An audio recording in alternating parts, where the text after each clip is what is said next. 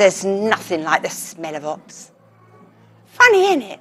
How something so little can bring back such memories.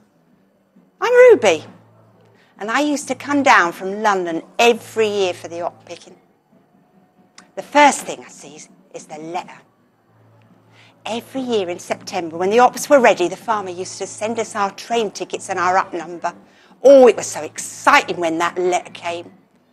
Once everybody had had a good look at it, it was put safely behind the clock on the mantelpiece, out the way of fiddling fingers. Early in the morning, we'd leave for London Bridge, pushing a cart stacked high with our hopping box, chairs, bedding, pots, pans, kettles. All the older kids would be carrying bundles and dragging their younger brothers and sisters along after them.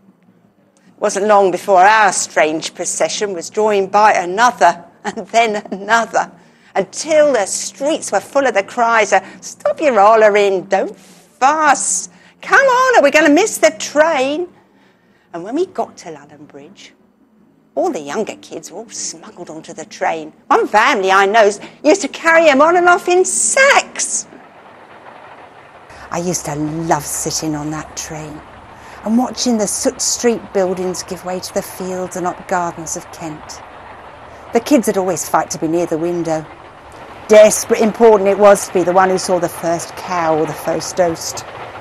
Once these had been safely spotted, they'd count down the station until ours, and they'd announce this with a racket loud enough to be heard on the old Bow Road.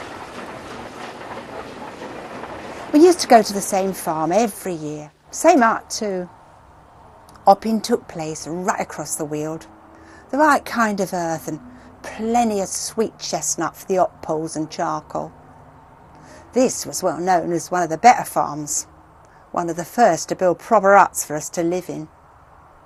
The farmer, he knows our family well, knows we'll do a good job and can be trusted, not like some of those that come down, giving the rest of us a bad name. Once at the farm, the farmer would give us faggots and straw for our bedding, and we'd busy ourselves making the hut into a home for the next few weeks. I think the most we ever had in our hut was 8, but some families had more.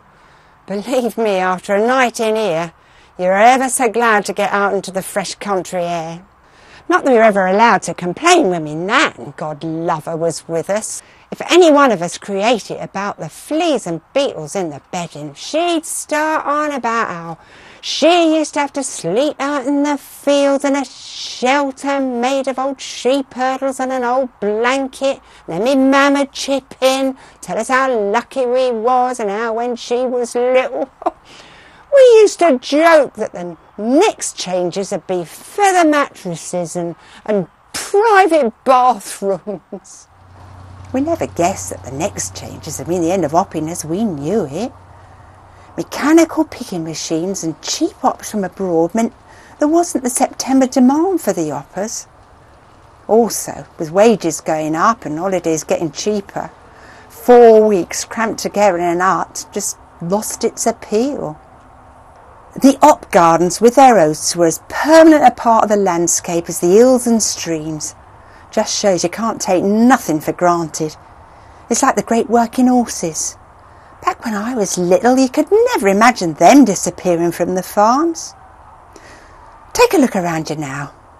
I wonder if you'll be better than me at looking into the future and spotting the changes. Mind you, I can't believe that anyone who ever came hopping would have thought that the hosts had become luxury housing, even after a Saturday evening at the pub. Look hard, because one day, like me, you might have just memories, and days like this to remind you of what it was once like.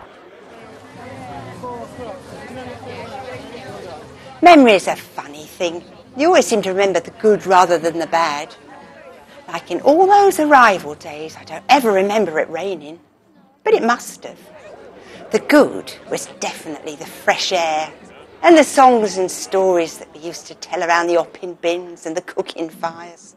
Oh, and the laughs, especially at the weekend when the men used to come down. And, of course, the money. The bad for me, fleas and beetles in the bedding aside, was how some of the local folk used to make us feel. Strangers, they called us, but we came round every year. They were glad of our labour, but not our company. The local pub used to have 2 separate bars.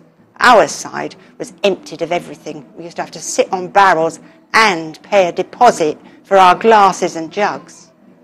I didn't mind that so much, though, because, well, sometimes at closing time it did get a bit rowdy. But what really got me going was the local shopkeeper. He had a grill that he put up at opping time, with all the goods stacked behind it, as if we were a lot of common thieves. We tried to buy our extra provisions from the farm, or from the traders that used to come round the huts. That way we didn't have to wait until payday, because we could pay with our opping tokens. But there was no way that I was going to give that shopkeeper a penny more of my honest money than I had to. I'm sure there are those that ain't as honest as they should be, but there's no reason to brand us all the same. My old mum used to tell me not to fret, just to fear a stranger, she said. It's the same all over. In the hop garden, the farmer used to separate us from the local pickers. It was a shame, really, because if they'd talked to us, they'd have known we were just the same as them, earning an honest bit of money to keep our families together. We were all the same, you know. Us Londoners, the locals and the travellers. They were here providing the much-needed labour as well. We all had families, we all had bills to pay, and we were all hoppers with fingers stained black from the sulphur they used to spray the hops with. The countryside still needs its seasonal workers, and people from the town still like to visit. Looking about today, it looks as if there might be another change. Hope it's the same everywhere. There just seems to be less of the us and them and us. Less suspicion of strangers. More working together to help protect what we all care about, and making sure that the things that do become memories are looked after, so people don't forget.